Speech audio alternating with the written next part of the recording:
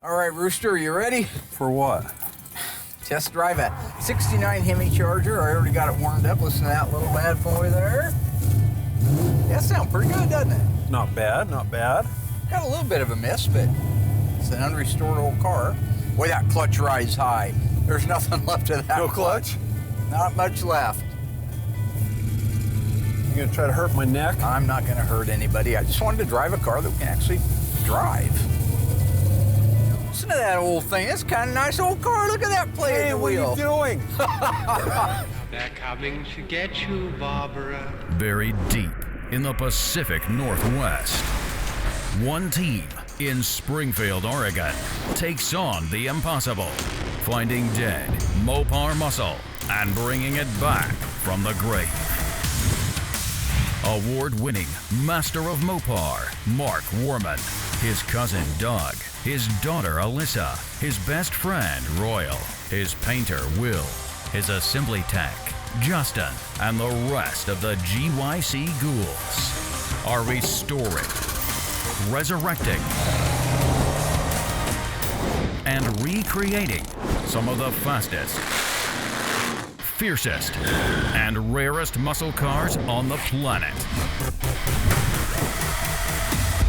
This is Graveyard Cars.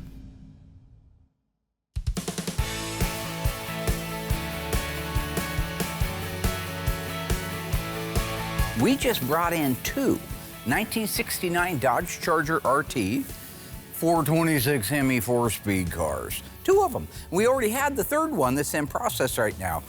That is some pretty rare demographics all to be at one place. Now the two cars that just came in, a green one which was a basket case and in bad shape but restorable, all numbers matching.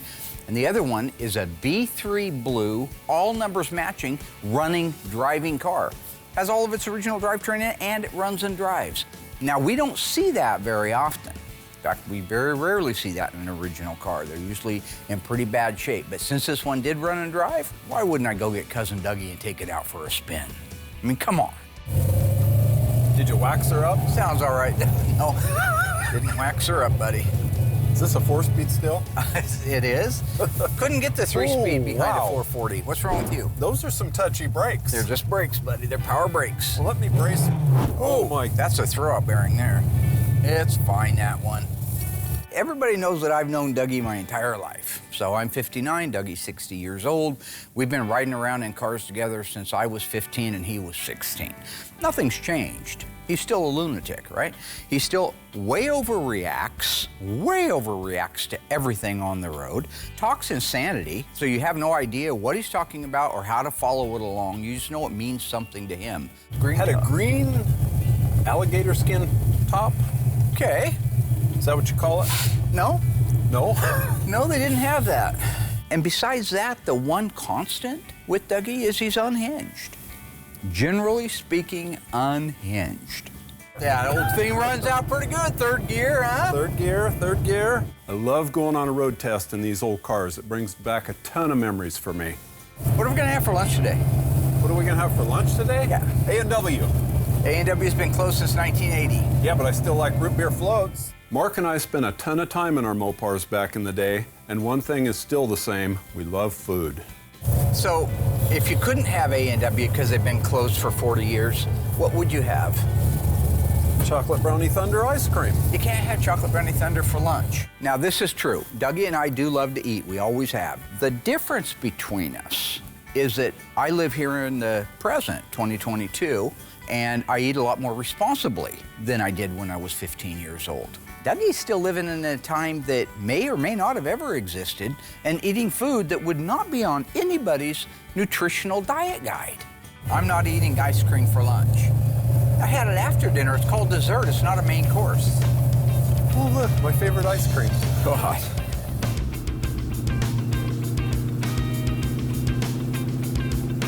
Well, this runs good, doesn't it? It doesn't run bad. It doesn't run and drive bad for a car that's had nothing done to it with 70,000 original miles. When you were talking about today's collectible cars, second generation Charger, 68 to 70, right now, that's number one. It's even beating out the Cudas. That's right. When you add in 426 Hemi and a 4-speed, You're talking about an amazingly rare car that to see it like this car runs and drives beautiful. This car runs and drives and shifts through the gears and feels like the cars did when I was a kid, not the freshly restored ones that are much tighter. This drives just like a car that you pulled out of a garage in 1980 and went for a drive-in. And it's very cool to be able to ride around with Doug and go through all of the mechanisms on the car that we totally don't expect to work, but do. Reverse light right there working all nice, look at that. Yeah. Turn signals, have L31s. Oh, the L31's missing over there. Hey, there are no L31s. There is over here. That one's missing. I just said that. Well, I can't see it. Oh, welcome to 30 seconds ago. How can I see yours and I'm shorter than you and you can't see mine? I don't know what's wrong with Dougie. I don't know. It's cognitive stuff. I can deal with other things. Bad taste in cars, I know how to insult you. What do you do about a guy that has no idea he's in Looney Land, right? Hey, look where we're at, the Motorview Drive-In Theater. The old Motorview, yeah. Hasn't been there for a couple of decades or so. What do you think they're playing tonight? Hey, you know what's? The Motorview Drive-In isn't there, neither is the A&W that was down there. So hi, welcome to 40 years ago. I don't like it already. Yes, I know the difference between yesterday and today, but can't I still pretend? Is that a crime?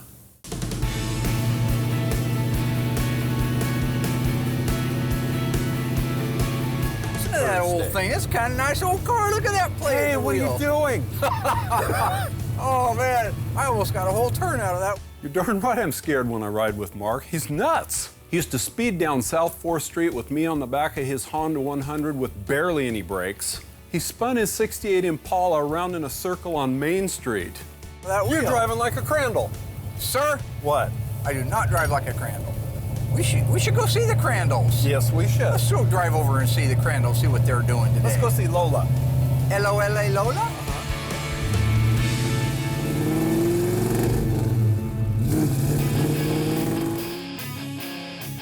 This 1969 Dodge Charger RT was built with a 426 Hemi and a 4-speed manual transmission. It's only one of 207 ever built. It also happens to be the subject of this week's autopsy report.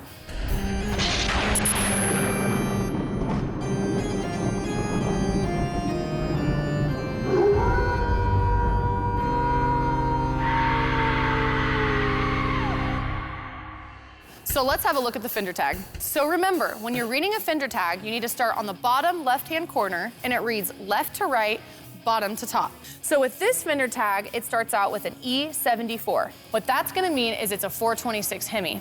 D21 means it was built with a heavy-duty 4-speed manual transmission. XS29 means that it's a Dodge Charger RT. So J9G. J means it's a 426 Hemi. The 9 stands for the model year, so in this case, it's 1969. And the G is gonna stand for the fact that it was built in St. Louis, Missouri.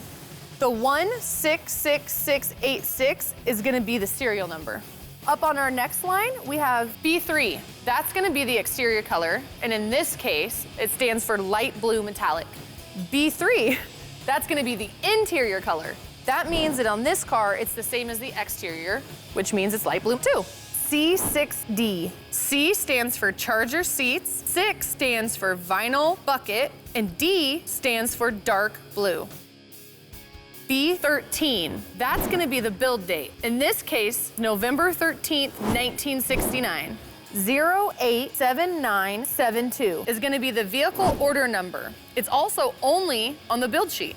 A33, that's gonna mean track pack with a 354 Dana 60. C55, bucket seats. J25, 3-speed wipers. L31, turn signal indicators. M21, drip rail moldings. M31, body belt moldings. N85, tick-tock tachometer. R11, AM radio. V8W, white bumblebee stripe. 26-inch radiator, which came mandatory with any A33 car. End, an end of sales code.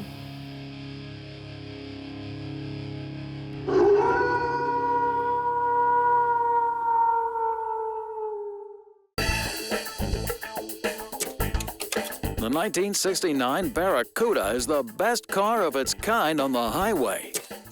For action, real sports car spirit, and style that's unsurpassed, Barracuda beats them all. Get a load of the options you can use to make your car, like an optional vinyl roof, for instance, in 4 different colors. Available this year on the Fastback, as well as the hardtop. New cast aluminum center road wheels help give sports car action. New styling features on the front end and on the rear.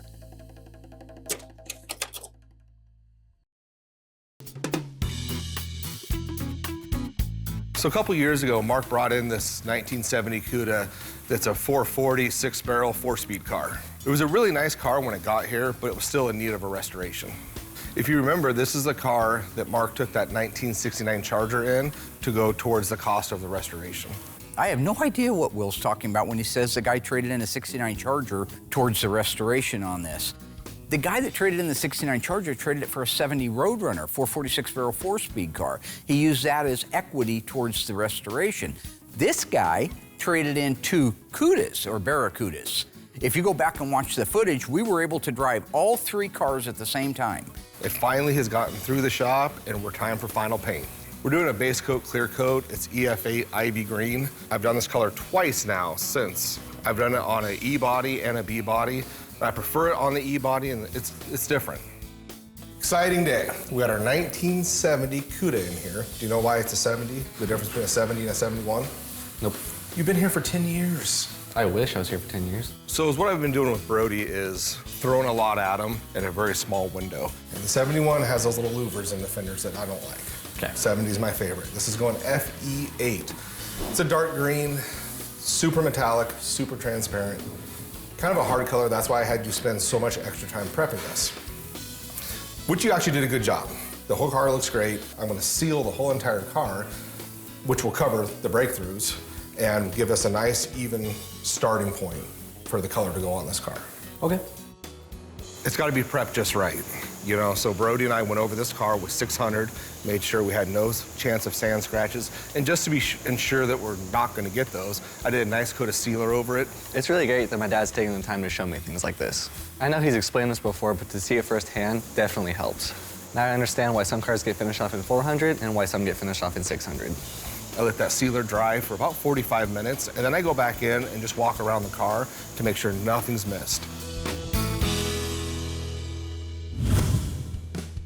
So we're heading over to Glenwood, folks. That's where Dougie grew up. I unfortunately ended up there hanging out. Worst thing that ever happened to me. Coming up with an idea for a TV show called Fast Times at Glenwood High. Never went there. There is no Glenwood High. I made that up. It's an imaginary place. He should know that. He grew up over there, but everything in his head's imaginary.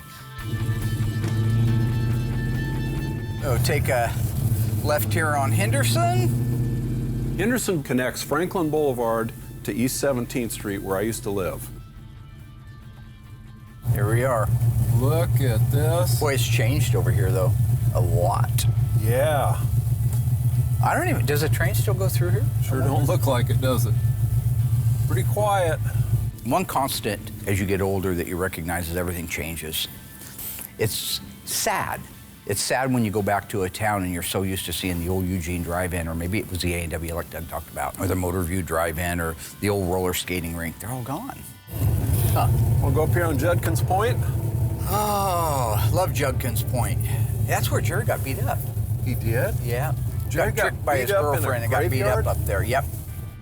When we were driving down Henderson Boulevard, it reminded me of when Doug, he saw a 68 Charger that he wanted, and apparently his mommy and daddy wouldn't buy it for him. So he concocted this idea that if I ass in the car and total it, and I know I don't have insurance, that my stepdad Harold will bail me out. And the fact is, you need to see it in real life to believe that story. I'll just leave it at that. Mark will not let go of the story about how I got my Charger. It was an accident. I did not plan it. Sure, I got my Charger out of the deal, but that doesn't mean it was intentional. We actually stopped at the same railroad crossing so Mark could torture me some more about it.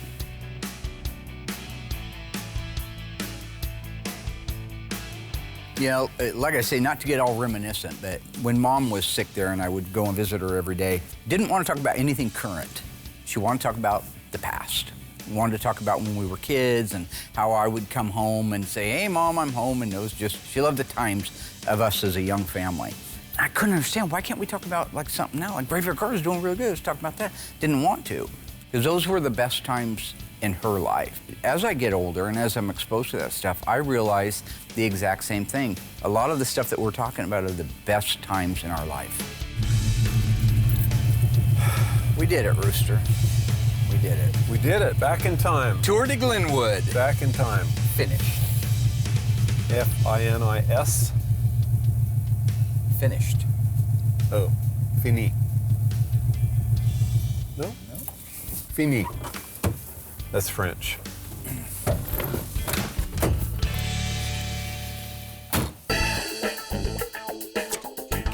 The 1969 Barracuda can give you all the power you want to handle.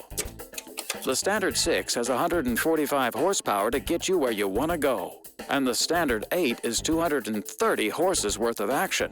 And if that's not enough power for you, the Formula S is one of the packages that gives you quick acceleration, firm ride and handling, and a groovy sports car appearance.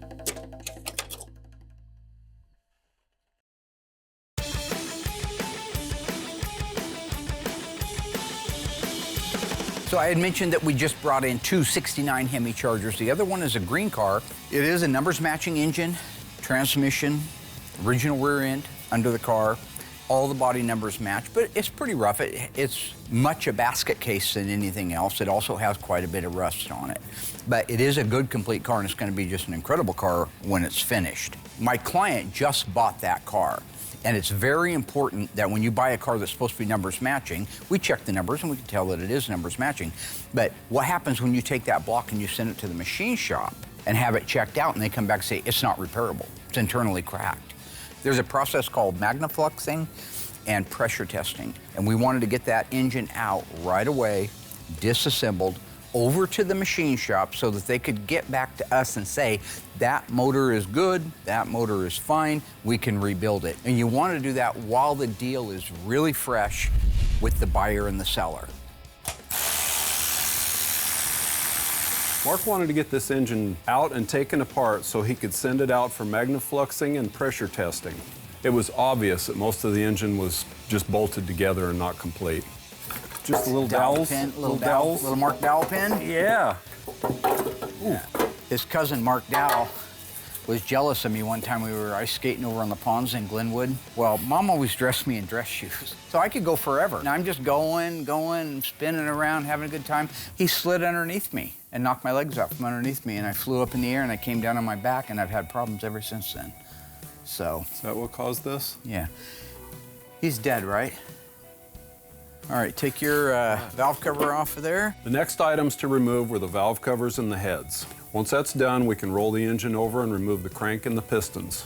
Original 66 to 69 Hemi valve cover, you know how you can tell?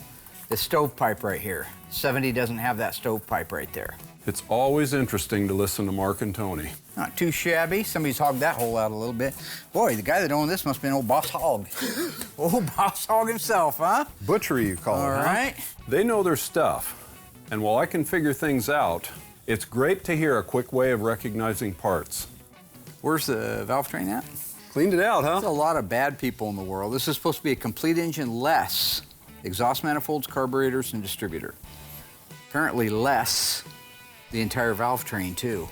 Now, one of the things that was a little bit surprising was some of the guts were missing in the engine. These are kind of expensive parts to find, like the valve train assembly. Those add up. I called up the folks that my client bought it from. I said, here's the list of what's missing. We really feel, we weren't being rude, we just feel those should have been in there. And they agreed 100% and gave them a full reimbursement of what those parts would cost. All right. Nice clean valve covers, that's good. These aren't too hard to come up with because they actually reproduced the 66 to 69, but nobody's done the 70s in a while. The ones that were out there are unobtainium. It's a special part.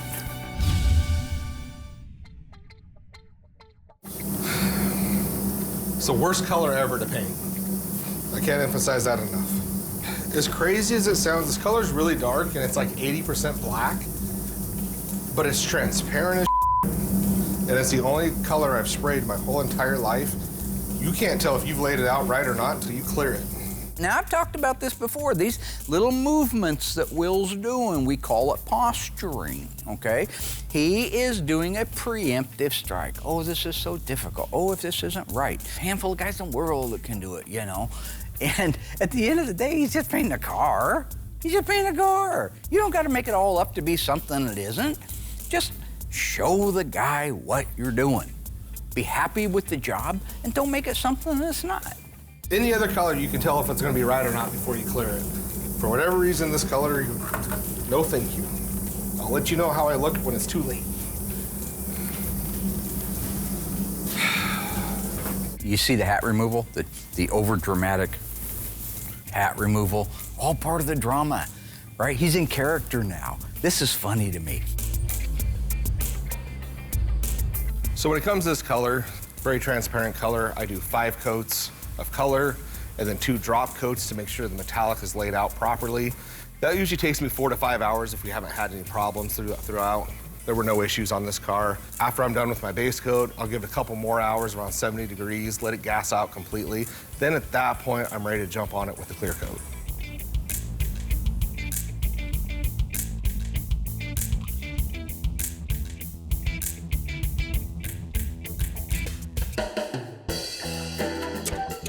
How much does your memory serve you correctly? True or false? The vinyl top was not available on the Barracuda Fastback in 1969. Do you think you know the answer? Find out if you're correct after a quick word from our sponsors.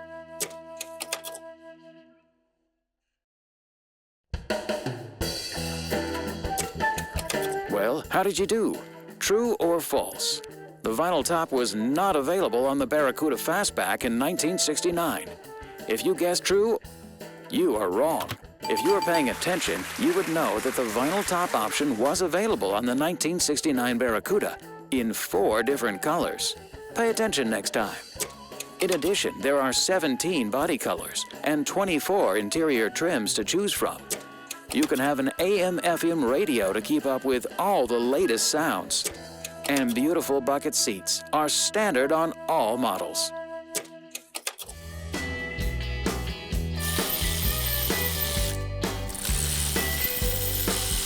Go ahead and pull that head off of there. Let's see. You want some help? Hand me the crane. Come on. Okay. Whoa, there's pistons in there. There's no valves in there either. Dang. Gosh, dang. Those are bare heads. And none of these work. No reason to believe there will be any valves in this one, right? Okay. Whoa, look at that. And only some of them. After we got the heads off, we rolled the engine over and removed the pan. Everything looked good in there, so we went forward with the crank and rod removal.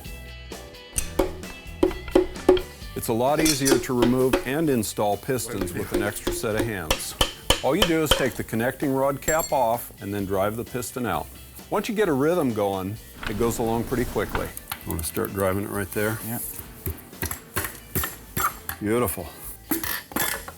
Okay. Beautiful.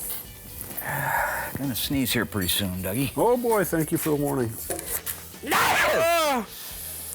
God. Yeah. Yeah. There you go, buddy. All right. The last thing we have to do is remove the crankshaft. This is a matter of removing the crankshaft main bearings one at a time, and then we can lift the crank out. Is it brake time? Gonna be. Boy, that thing is really in there. Yeah.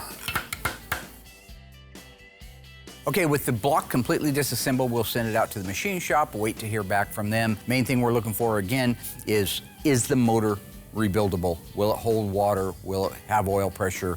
Will it run under normal driving conditions? So as soon as I find out, you'll find out.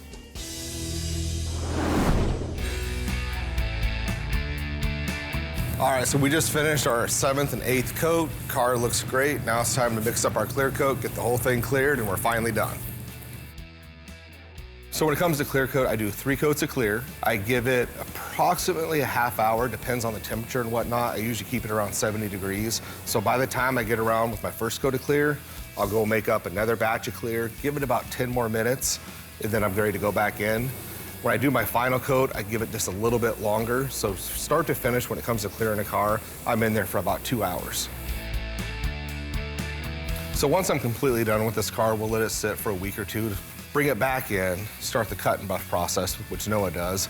Once that is all done, we'll get it washed, do the cavity wax, the rust proofing, the undercoating, all the little detail stuff, give it a good bath, good once over, make sure it's good to go, then I can get it over to assembly.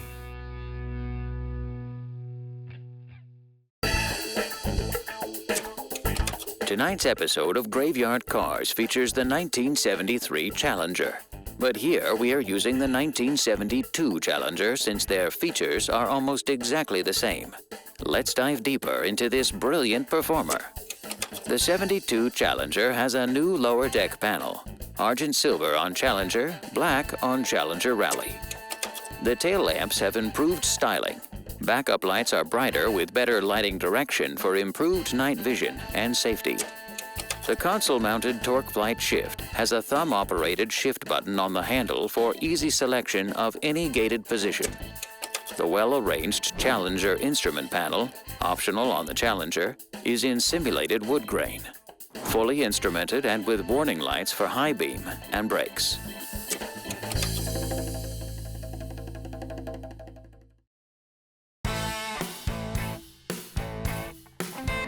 One thing I would like to say, we did just get a phone call from the machine shop, and our 426 Hemi engine is savable. There are no cracks in it. It pressure tested perfect. So now that car will maintain an original numbers matching status. And that's about as cool as it comes when you're talking about a 6.9 Charger with a Hemi and a 4-speed.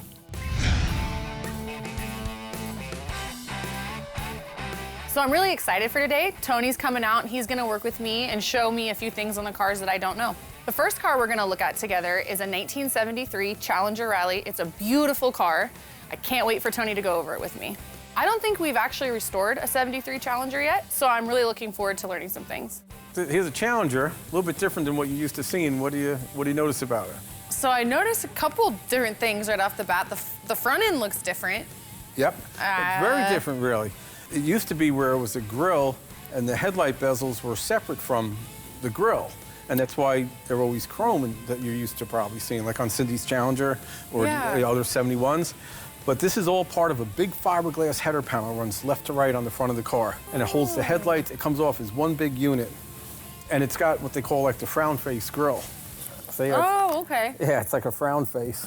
Yeah, so Mark invited me out. He had told me that we're going to be looking at a newer Challenger, meaning like a 73 or 4. So I just wanted to walk around the car with Alyssa because, you know, they don't really get too many of the newer cars here, and let her see the differences, ask her what's different about them, and I could point out some other stuff. These are the fillers. They're rubber bumper fillers, they call them. And they started using them in 73.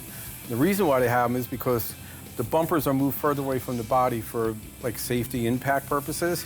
So instead of redesigning the fenders or the whole deal, they started caring about safety? Yep. That's supposed to, I think they call them 5-mile-an-hour bumpers or something like that. But so they moved the bumpers away from the car and they just filled the gap with these rubber spacers. Tony's a great teacher. I had no idea about the 5-mile-per-hour bumpers or the rubber fillers in the bumpers. So that was pretty neat to learn about. And they're supposed to be black, you said? No, they're supposed to be gray, no matter what color the car is. But the owner wanted them to be black, which I think was a good choice because it looks better. Yeah. Generally, the 72 to 4 Challengers aren't as cool as the 70 to 71 cars. They're still good cars, but back in the day, they were looked at as like, you know, second-class citizens. Now, 40, 50 years later, they've come into their own a little bit. Oh, that's neat. Yeah, it looks good. I like it. Yeah, the hood's basically the same. The fenders are, except for the side markers. These are what I call the generic markers. See how they stick out? Mm-hmm. And they use them on just about every car made from 72 up until the 80s. Use them on trucks. One of my favorite styling cues on the 70 and 71 E-bodies are the flush side markers. My favorite is the Cuda. They're long and sleek, and the bezel's painted body color. The Challengers are also long and sleek, but they're chromed, which is also pretty cool. It was super sad to see that look go away in 1972. This emblem, it is a Challenger emblem, like 70s have Challenger. The emblem's a different shape in the back of it, so it fits the grille. Okay? Okay. The emblem 71s didn't say Challenger in the grille, it just said Dodge, because it wasn't on the hood in 71. And then in 72, it went back to saying Challenger in the grille again. I don't know if you noticed, but it seemed like Alyssa was a little more attentive and paying attention than I've seen her in the past. Maybe because I wasn't making fun of her or being condescending to her or giving her a hard time, and I was really trying to teach more. And that's one thing I've heard from a few other people here. They really enjoy when I come out because I teach them without berating them. I don't mind working with Tony. Like, between you and me, like, it's great. He doesn't put me down. He doesn't make me feel like I'm dumb. He doesn't do his movie routines or just all the unnecessary BS that I have to go through. My dad's trying to teach me something, you know, he's just really nice. So I love working with him, it was great.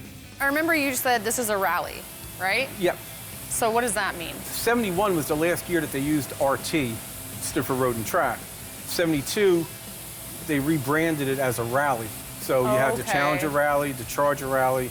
But it was essentially the same? Yeah, it was. They just changed the name? Yep, it was the performance model. I remember my dad telling me one time, back when he started the shop in 1985, that he had a 72 Challenger, and it was yellow and black. He showed me a picture of it one time, and I thought it was a gorgeous car. He told me that he had patterned it off of the original artwork for the 1972 Challenger Rally. Okay, so since they changed the RT to Rally, we're not going to see any RT emblems on this, right? That's right. Okay, well, that's something else that's different. That's a good point. I never thought about this. There's no Rally emblems. Okay, so they don't call it out at all? No. There's no exterior badging that says Rally. They're just, they didn't seem proud of it. They weren't trying to promote the performance image like they were previously. That's interesting. Yeah. That's weird. Yeah, let's take a look at the side of the car. Okay.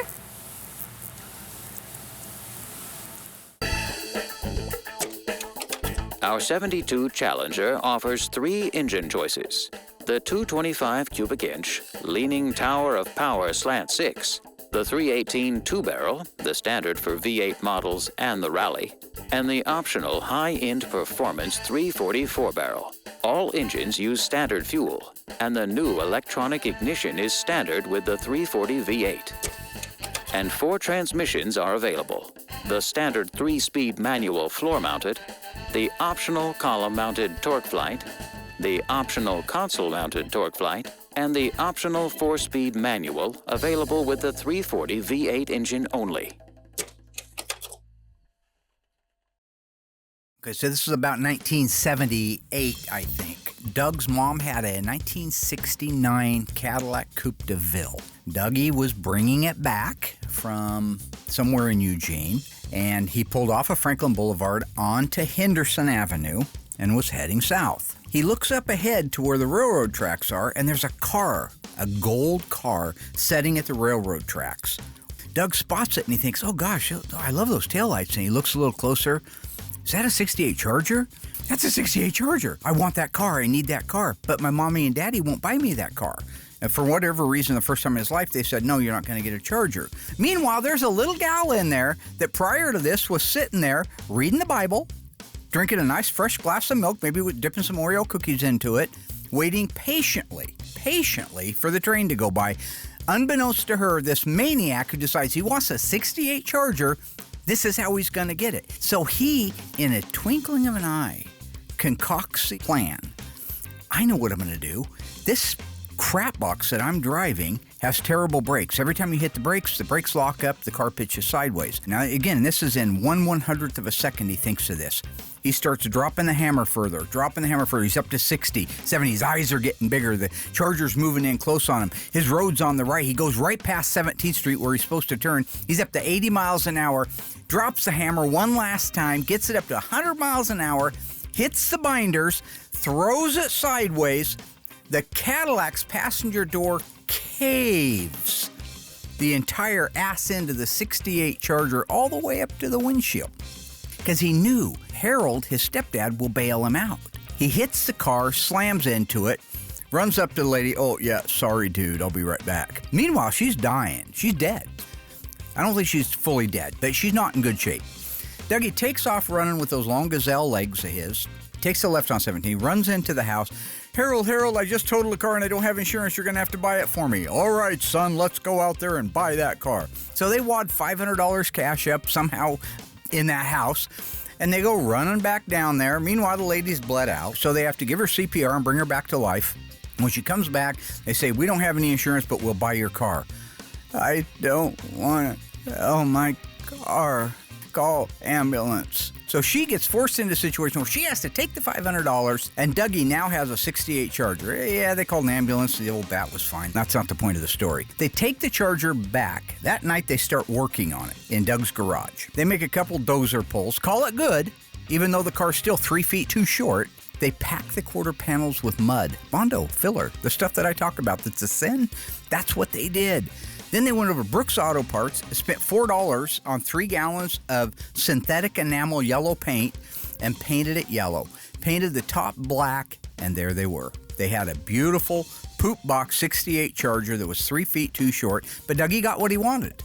That's what it was all about. Dougie got what he wanted.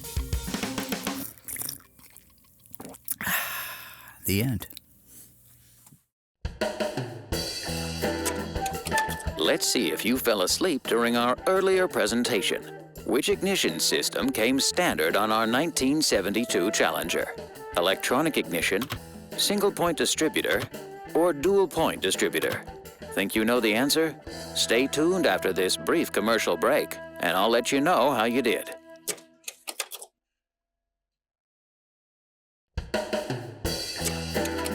All right. How'd you do, folks? Which ignition came standard on our 1972 Challenger? If you guessed dual points, well, you're a year too late and wrong. The correct answer is electronic ignition. The last year Chrysler used a dual-point distributor was in 1971. In addition, air conditioning is but one of the options buyers demand.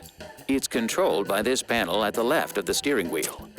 Plenty of knee room, shoulder room, headroom in the back, thick carpeting throughout, rear ashtrays, and of course, seat belts for rear passengers as well as front. All right, so we have a busy day here at Graveyard Carz. Tony D'Agostino, the sandwich man, is coming out from Delaware to show me his brand new reproduction 383 and 440 HP exhaust manifolds for our B and E body cars. Now this is really cool because nobody has made these, nobody's undertook this adventure to date. And I cannot wait because it's one of the biggest holes we've had in our parts supply chain is exhaust manifolds. If you recall, I had to borrow one off of Darren's car years ago. It was the only one that was around. Anyway, that's not the point. He'll be here around 3 or 4. We'll go over those. In the meantime, I'm working with Alyssa, ordering parts too. Lots to do. So Tony's supposed to be bringing out late in the afternoon the exhaust manifolds for me to check out and visit for a couple of days, all right? I was going to take that time and spend with Alyssa going over the 1973 Dodge Challenger, showing her all the intricate differences. While I'm explaining it to that guy right there, he chimes in that Tony's already here. I'm going to stop what I'm doing now, and I think Alyssa's out there, so I will go out there and get with her. Tony's out there with Never ends. What? Tony is out there with her right now, sir? Tony doesn't get here till 3 o'clock. Sir, he's already arrived. Tony's here? Yes, sir. What's real cool is there's strobe stripes that come out of these. And they look really neat. They start off solid, then they break up, sort of like the AAR stripe, but a lot finer breaks in them. Oh, that's cool. Yeah, they had them in a couple different colors, but the owner of the car wanted to go monochromatic look. So that's why he doesn't have... Kind of like the bumper filler. Exactly, he wanted yeah, to blend just in. Sleek, Yep. okay. How would he get in? I think someone gave him a building code. Don't ever give him a building code. Anything else? Yeah, the mirrors look different. I don't know what about them's different, but... You're probably used to 70s. As I go back in my mind, I remember the conversation I had last week with Tony about this. I said, hey, I'm going to spend some time with Alyssa on this 73 Challenger, and I was picking his brain on a couple things, but as we were talking, he seemed like he was picking my brain more. Well, what would you point out on that? It's there's a 73 Challenger there. Not that there's not very important. And I said, well, no, you want to talk about like the frowny grille and the fiberglass? Oh, yeah, that there, you could talk about that there. I didn't realize he was being a rat. He was trying to upstage a tray, man. Because they work on a lot of 70s here, more so than 71s even. And the 70 mirrors are a shorter base, smaller head mirror, and lower. The more I sat there, and the more I ran over our conversation from the previous week, And the more I could kind of hear him out here laughing and having fun, I snapped. Sidewinding, backstabbing, two-faced, four-flushing, sandwich-eating mother. But still on the Barracuda. See, that's one thing I wish they would have done with the new Chargers, you know? Tony D'Agostino. Challengers have. Yeah, they do, but Right. The Hi, Chargers Tony. don't know. no, they don't. Hi, Tony. Oh, hey. What's happening, Is it man? 4 o'clock in the afternoon already? Good to see you. Yeah. You No. got just a second? Hey, be right there. Let's. Yeah, okay, Dad. Mike Fain came in a little bit early. I come in, I look in the office, Mark's doing his thing, he's all busy. So I just came out here and, you know, it was all set up and I just let it happen. I don't know why he's upset at that. How you doing? I hope you had a good flight in. Yeah, it was okay. No, that's important that you had a good flight in. Oh, I knew what he was up to. I had no doubt about it. That's why I decided to call a little one-on-one time, a little mano-y-mano conversation, get to the bottom of it and prove my point. You were going to be here at like 4 o'clock in the afternoon, and you're here at like 9:30 in the morning. It wasn't that late, and the plane got in early. How'd the plane get in? Or I've heard of planes being late, but I've never heard of one being The early. pilot sped. I was just shooting with Tony, and he came out of the office crazy, but he's always crazy, so it tracks, it's fine. And I don't know what they were talking about. I just stepped back, I don't care. I have the code. To the door? Yes. And you just came in and saw the camera set up, and you thought, No, I looked in, you were busy in the office, and I came out here, and they were set up to go, so I just jumped right in. I was writing notes for the episode, so just you and Alyssa handling that, then you'd probably just show her some stuff. Tony and my dad have a weird relationship. My dad's super competitive. I mean, Tony's like the only other person in the world that knows as much as my dad about Mopars, so it's, you know, we're constantly kind of going back and forth. Yeah. On the car? Yeah. It's different than I know what to do. Yeah, no. I know Nothing what about I- being like a better dad or No, smarter I or don't need something to like me. have notes to go off. I just know it. Oh, so it is, okay. This has nothing to do with who's the number one dad, number two dad. This is about Mopar stuff. The dad thing's Alyssa's call anyway. Say la vie, man. I'm in a new Zen world anyway, so this stuff doesn't bother me at Okay. all. I think that's great. Would you mind if I kind of just tagged along, maybe learn a little something on the 73s? I don't know them very well. My place is your place. You're a good man. Yeah, please, feel free to show me. I love it. Tony's saying my place is your place. It is my place. It's Graveyard Carz. Don't let me So stop now you. we're on in the back of the In the car. back, yeah. Probably lots different back here, huh? Oh yeah, I mean, completely different. First of all, the spoiler. I didn't think they had them this late. Right. They only That's really it? had them on the TAs, the Challenger TAs. The taillights are way different. They're putting it at an angle. That looks cool. Yeah, that's very different. That started in 72. I mean, 72 to Ford Challengers as a whole. So I definitely learned a lot today with Tony. I always love when Tony comes in town. He always brings another side and more knowledge about the Mopars. So at the end of the day, it wasn't that bad. My takeaway from this was that there is a lot of differences between the 72 to 74 Challengers. I probably wouldn't have caught them by myself. I'm really lucky, regardless of how crazy my dad is, I'm really lucky to have two amazing mentors. All in all, it was a good day. Cool. Well, Yeah. thank you for walking around with me. That's neat. Wow, they changed a lot. Yeah.